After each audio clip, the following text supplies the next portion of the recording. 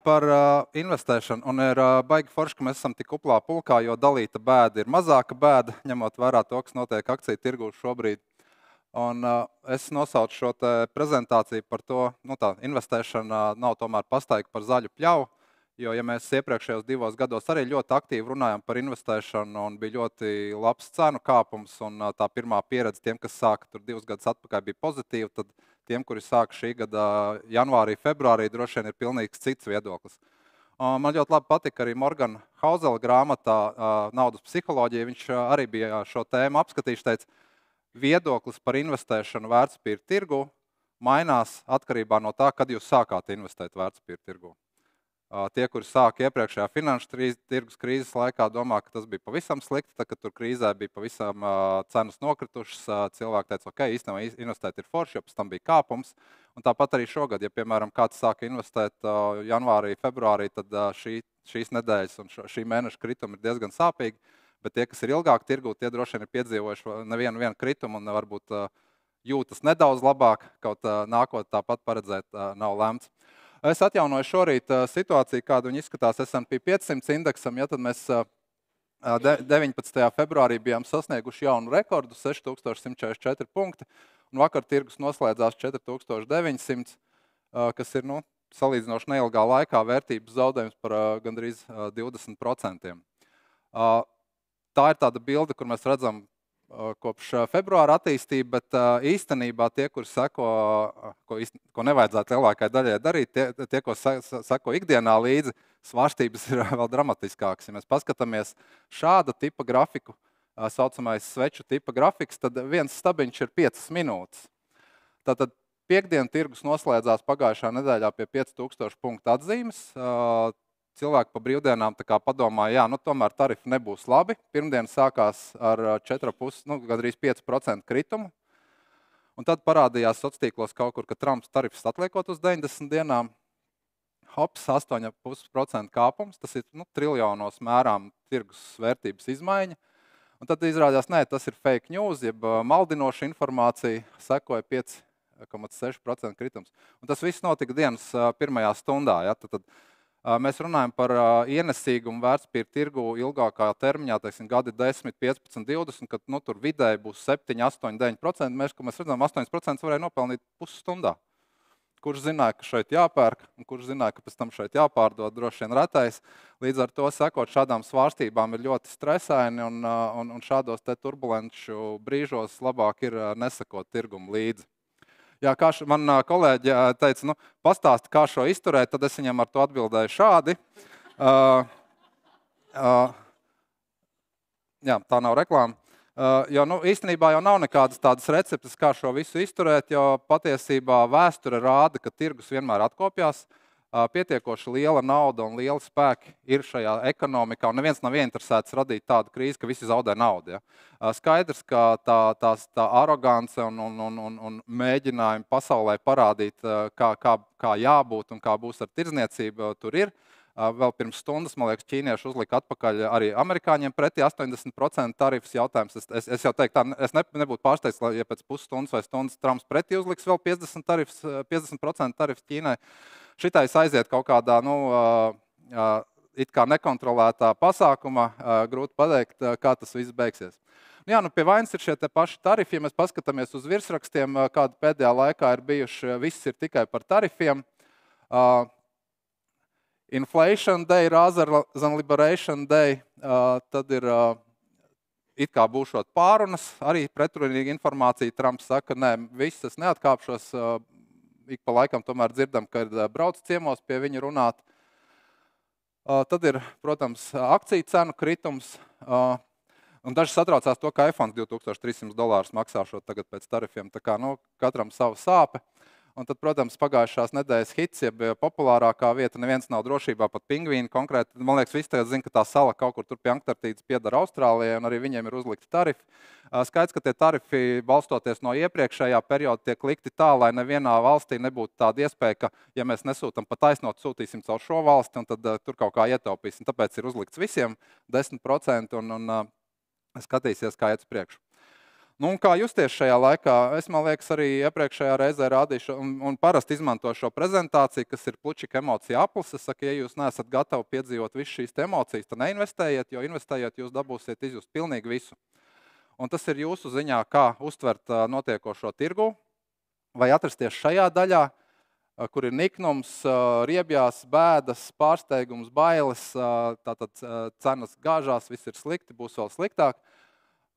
Bet šajā laikā tomēr ir iespēja sajusties arī šajā sadaļā, aiziet, priecāties par to, ka šodien pirkumi ir lētāk nekā pirms mēneša. Tirgus vēsturiski parasti ir atkopies, tam ir grūti ticēt, to ir grūti pieņemt, bet tā ir vienmēr bijis. Un garantijas nav nekādas, bet jāņem vērā to, ka ekonomika un pasaule ilgtermiņā tomēr attīstās un cilvēce ir tendence izgudrot risinājumus un izķepuroties ārā no visām šitām lietām.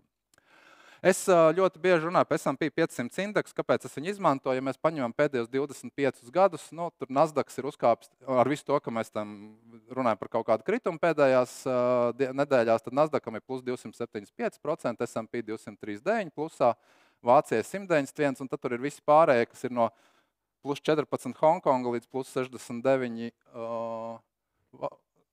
arī Eiropa. Ja, tad līdz ar to S&P 500 ir bijis ļoti labs rādītājs, un es gribētu arī teikt, ka reizēm ir jāņem vērā tas, ka tas nav vienīgais un svarīgākais rādītājs, jo bieži vien kaut vai tie paši pensiju plāni salīdzinot S&P 500 uzkāpa tik, kāpēc mums ir mazāk pensiju plānos. Pensiju plāna nauda nav ielikta 100% Amerikā, 100% S&P 500 indeksā. Ja tā nauda būtu ielikta tikai Eiropā, kas būtu tā kā mums kā Eiropiešiem patriotiem jābūt savu naudu jāliek Eiropā, tad mums tie rezultāti būtu, diemžēl, švakāki. Un ASV ir bijis tas līderis pēdējos gados. Nu jā, tā bildīte, kā mēs parasti zīmējam grafikus, indeksa kāpums, S&P 500 vēsturi no 1930. gada. Mēs šeit neredzam lielo depresiju un otro pasaules karu un visādi. Mēs tad redzam šo te diezgan dramatisko pēdējo nedēļu. Indeks ir zaudējis 1000 punktus. Pastoties mazākā mērogā pēdējie 25 gadi, mēs redzam, ka ir bijusi kaut kāda pēc interneta burbuļa plīšana, kaut kāda muļāšanās. Tā bija lielā finanšu tirgus krīze, kur neredz, tad mums bija Covid, tad mums bija 22. gads. Un patiesībā, ja mēs skatāmies uz indeksiem ilgtermiņā, viņi ik pa laikam krīt. Tātad nav tāda vienmērīga taisna kustība, un kad visi investori tikai pelna, un kad tur ir kaut kādi gudrie, kuriem ir tikai peļņa, un tad ir tur tie dumie, kuriem ik pa laikam ir zaudējumi. Nē, visiem ir gan peļņa, gan zaudējumi. Periodiski jautājums tikai cik daudz, un svarīgi, kurā brīdī jūs esat iesaistījušies tirgū. To līniju, ko es iepriekš rādīju, var pārvērst šādi. Tātad tirgus sasniedz rekordu, un tās ir tās nullītes, un pēc rekorda agri vai vēl seko kritienu. Un vienkārši šis grafiks rāda to, ka pēdējo 100 gadu laikā tirgus ir kritis vairāk par 20%, 12 reizes. Skatoties, kas šobrīd fonā notiek, kamēr mēs te sēžam, iespējams šodien būs 13. reize, kad būs kritiens lielāks par 20%, bet mēs redzam, ka tirgi pa laikam ir atkopušies. Ja es viņu saīsinu bišķi skatoties pēdējos 20 gadus, ja, tad finanšu tirgus krīzes laikā indeks nokrita 56%, atkopās, tad tur bija 14%, 15. gadā tur bija Grieķijas krīze un tā tālāk. Un tad šobrīd mēs ejam pa šo te līniju. Parasti saka, ja indeks krīt vairāk nekā 10%, saka, iesājusies korekcija tirgu. Tad mums visu laiku bija rekordi, viss bija baigi forši, tagad tirgus koriģējās un dzīvo pa korekcijas teritoriju. Un tad, ja indeks iet dziļāk pa 20%, krīt saka, kad ir lāču tirgus, ja tur ir pārsvarā pārdevēji, visi tikai pārdod, un tas vienmēr atgādina, ka biržā nenotiek darījums, ja nav divas puses pircējs un pārdevējs. Jautājums, kurš pērk tajā brīdī. Mēs noņemam no normālu tirgu korekcijas teritoriju. Ja mēs noņemam korekcijas teritoriju, tad es teiktu ļoti reti, kad mēs esam lāču tirgu. Ja skatāmies pēdējos 20 gadus, var pagriezt to otrādi. Tad pēdējos 20 gados ļoti reti bijusi iespēja pa lēto nopirkt, ja jūs nepirkāt pirms tam par rekorda cenām.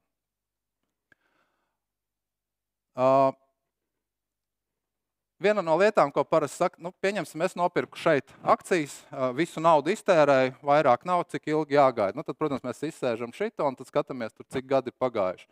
Tāpat arī šajā gadījumā bija pāris gadi jāgaida. Un tad, ja jūs gadījumā 25. gada 19. februārīs noslēdzāt darījumus, investējat, tad ko tagad darīt, ja man vairāk nav naudas? Pirmkārt, es teikšu, nevajag visu naudu investēt uzreiz vienā piegājienā, vajag atstāt rezervi. Otrkārt, pārdot pa mīnus 20%, vai ir vērts grūti pateikt. Stresot gan nevajadzētu un pieņemt pārsteidzīgus lēmumus. Šo grafiku es uztaisīju, tātad, ka mums ir rekords, cik dienas, cik ilgi jāgaida līdz nākamajam rekordam. Tad tie 80. gadi. Visilgāk iznāk bija jāgaida 2000. gadā, ja kāds nopirka akcijas 2000. gadā, bija 7 gadi jāgaida, kamēr atgriezās pie jauna rekorda. Tad finanšu tirgus krīzē bija jāgaida 5 gadi. Tad mums 22. gads šeit nav 5, bet 22. gadā bija sanāca 2 gadi jāgaida, kamēr tirgus atguva zaudējumus un atgriezās pie rekorda. To grafiku var pavērst otrādi, cik ilgi jāgaida, kad būs lētākie pirkumi. Es te paņemtu pēdējie 7 gadi, tātad mums bija garākais, bija 10 mēneši, 22. gadā bija jāgaida, kad tirgus no janvāra līdz oktobrim gāzās un tad oktobrī sasniedz apakšu. Tad Covid straujākais kritums, 33%, principā 5 nedēļās, tad beidzās kritums. Šobrīd mēs esam 6 nedēļas, tirgus krīt, tuvākajās dienās neizskatās, ka varētu būt kaut kāda pozitīva pavērsiena, jo viss ir vairāk tā kā spēku spēle. Trumpa tarifi, Ķīnas tarifi, pārunas un tā tālāk. Kamēr tirgum nav skaidrība, tikmēr neviens neskries uz pilnu krūti, nepirks akcijas, bet mēs pirmdien redzējām, kas notiek pie kaut kādiem pozitīviem pavērsieniem.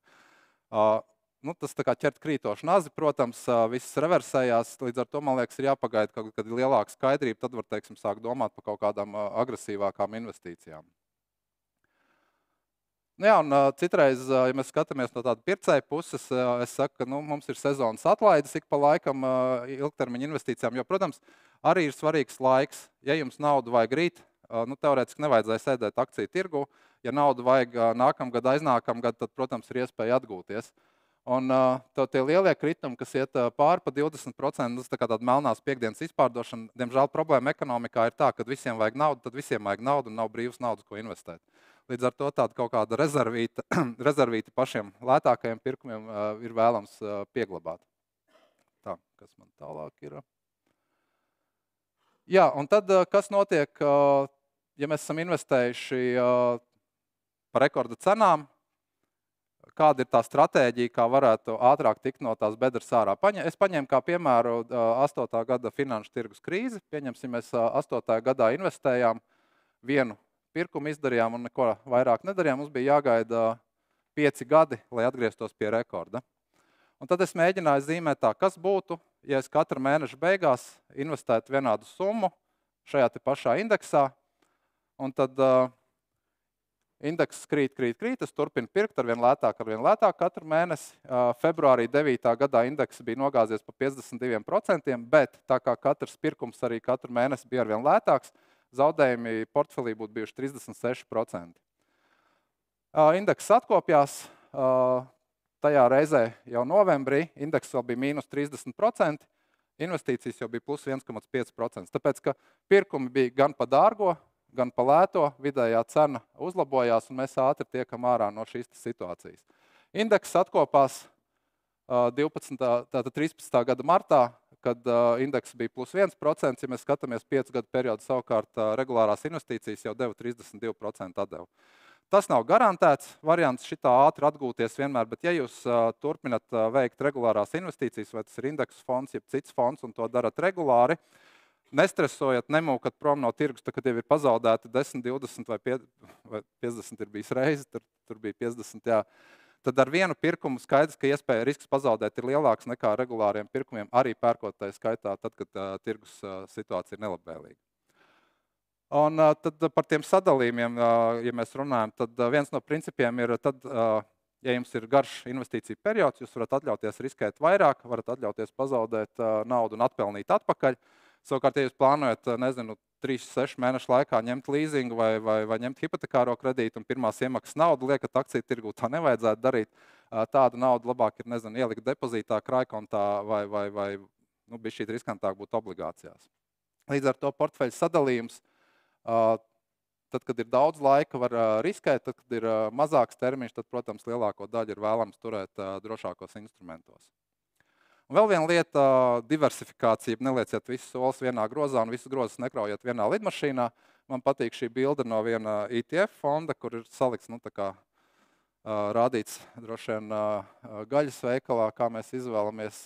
Tad šeit ir salikts valdību obligācijas, uzņēmuma obligācijas, akcijas, nezinu, varam ierakt naftas cisternu pagalmā, gleznu kādu nopirkt, kriptovalūtas un tā tālāk, ja mēs tā teikt izkaisam šo te naudu visur. Un šobrīd, pastoties tirgū, diemžēl ir tā, ka gandrīz visas aktīvu klases, tieši pat zelts īstenībā vienu brīdi sasniedz jaunu rekordu, bet tad tajā tarifu karstumā arī zeltu pārdeva investori, jo bieži vien ir tā, tad, kad vajag naudu, tad jebkas tiek pārdots, lai nodrošinātu naudas plūsmu, un tas skaitās tā kā drošāk. Ja es rādu diversifikāciju grafikos, tad kreisā pusē ir S&P 500 salīdzināts ar Nasdaq, Vāciju, Euronext 100 un Hongkongu. Mēs redzam, ka visi negāžās vienādi, pat Vācija un Hongkonga šobrīd vismaz no rīta bija plusā. Savukārt labā pusē vēl pievienoja Lielbritāniju, Japānu, Stokholmu un Rīgas indeksu. Tur arī viss ir mīnusā, bet tie rezultāti ir dažādi, kas nozīmē, ka kritumu var mīkstināt tad, ja jūs sadalat pa dažādiem reģioniem, jo nekad nav tā, ka visiem ir vienlīdz slikti. Jā, un ļoti svarīgi ir tas, ko darīs centrālās bankas tagad. Mums nākamnedēļ ir Eiropas centrālās bankas sapulce, un pēc tam seko 7. maijā ASV centrālās bankas sapulce. Jo ir tāda pretēja viedokļa, procentu likums ir jāturpina pazemināt Eiropā, lai atvieglotu situāciju, vai, ja gadījumā kāps inflācija, varbūt viņas ir jāpaukstina, lai bremzētu inflāciju.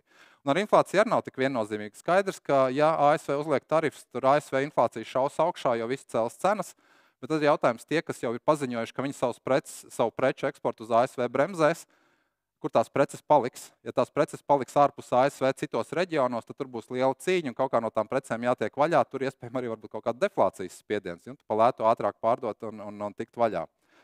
Un vissvarīgākais, kam ir jāsako līdzi šobrīd, droši vien ir darba tirgus. Jo kamēr ir alga, ir ieņēmumi, turpinās iemaksas fondos, turpinās krāšana, investēšana. Ja nav darba, ir vajadzīga naudas plūsma, tiek pārdot aktīvi, lai nodrošinātu naudas plūsmu. Līdz ar to tas, kas notiks ar darba tirgu ASV, Eiropā, ir ļoti svarīgs faktors. Es ceru, ka neaizies galīgi traki šī tarifu cīņa. Ir jau tikai tādas pirmās dienas šajā sacensībā, kurš stiprāks, kurš vairāk tagad uzliks tarifs. Jo, ja tas aiziet traki, tas pasliktina noskaņojumu, tas uzņēmējiem liek samazināt ražošanas apjomus. Samazinot ražošanas apjomus, mēs samazinām darbinieku skaitu. Samazinot darbinieku skaitu, pieaug bezdarbs un pieaug, protams, interese vēl vairāk atbrīvoties no aktīviem tirgū. Nu jā, un ko darīt šādās krīzēs? Varbūt labāk neskatīties akciju tirgus, bet palasīt grāmatas. Te ir daži mani ieteikumi. QR kods ir uz LinkedIn lapu, kurā viņas ir aprakstītas vairāk vai mazāk. Man citreiz prasa, kāpēc tur ir sleep smarter. Es saku, izgulējies cilvēks ir labāks lēmums investīciju tirgu pieņem, līdz ar to daži padomi par labāku miegu nodara. Un tad šis tas par ekonomiku un citām lietām. Un ir vēl viena lapa, ko var palasīties par investīciju pasauli, par organizāciju vadītājiem un notikumiem finanšu tirgū. Tā tur vēl QR kodu var paņemt. Jā, tas tādā ātrā tempā bija viss, un es novēlu visiem labu veselību un stabilu naudas plūsmu.